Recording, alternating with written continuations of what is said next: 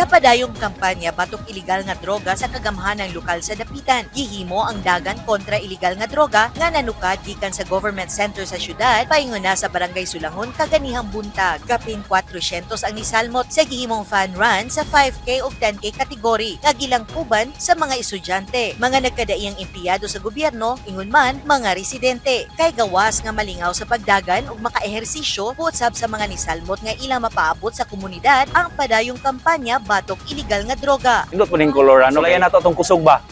Dayon mas enjoy po og daghan kaysa mag-training kag ikaw ra isa po nay purpose no para malikay sa mga laing kuan, mga bisyo, inana sa mot atong kabataan karon nga daghan kay mga bisyo lain-laing bisyo.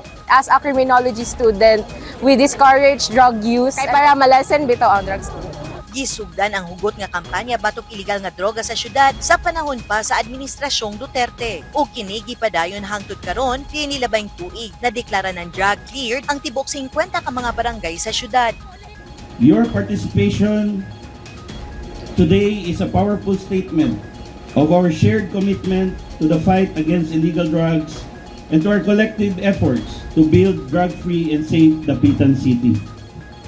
This event is more than just a fun activity. It is a symbol of hope, resilience, and determination.